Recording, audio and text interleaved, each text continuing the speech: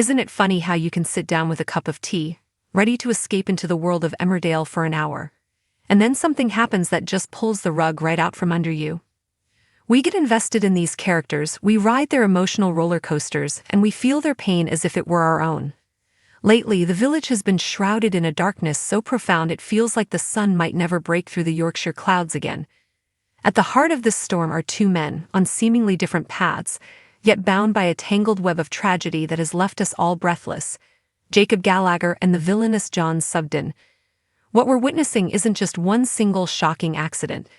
It's a catastrophic pileup of grief, betrayal, and heartbreak, a slow-motion tragedy where the aftershocks of one man's evil are creating devastating new disasters for another. Let's unpack this together because honestly, we need to talk about it. Jacob's world of pain. A young man on the brink. Can we all just agree to give Jacob Gallagher a hug? It feels like this young man hasn't had a moment of peace in years, and just when we think he might be turning a corner, life throws another crushing blow his way. His journey has been one marked by unimaginable trauma, from the manipulative abuse he suffered at the hands of Maya to the gut-wrenching loss of his girlfriend Lena. But the recent death of his mother, Layla, in that horrific limo crash, seems to have been the blow that shattered his foundations.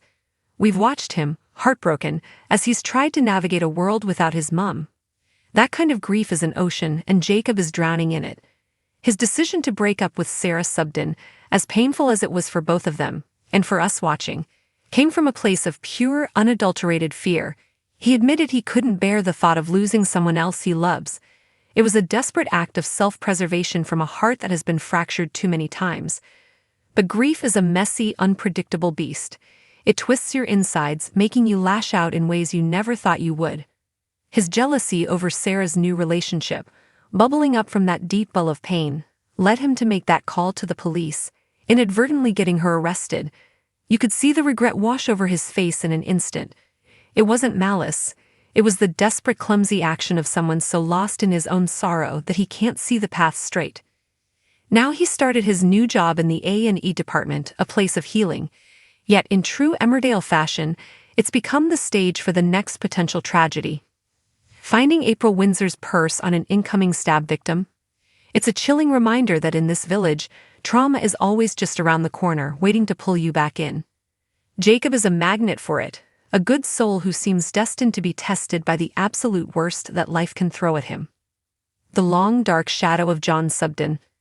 While Jacob is battling his inner demons, a far more sinister demon continues to cast a long, dark shadow over the Dales. Even in his absence, John Sugden, the man who arrived as a hero, an ex-army medic, and warmed his way into Aaron Dingle's heart, has been unmasked as one of the most terrifying villains the village has ever seen. Let's just recap the sheer horror he unleashed. He didn't just accidentally kill Nate Robinson, he meticulously covered it up, callously pinning the blame on a vulnerable man. He held Mackenzie Boyd captive, leaving him for dead in a hidden underground bunker. This wasn't just a man with a hero complex gone wrong. This was a calculated, cold-hearted monster hiding in plain sight. The climax of his reign of terror was one of the most heart-stopping sequences we've ever witnessed.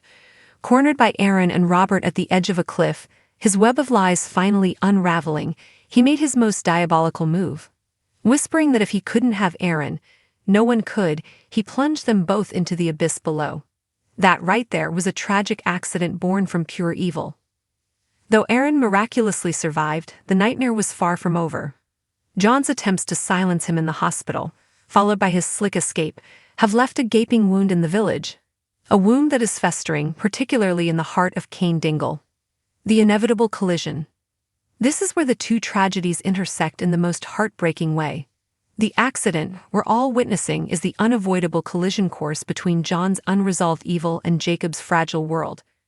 The name that connects them, Sugden.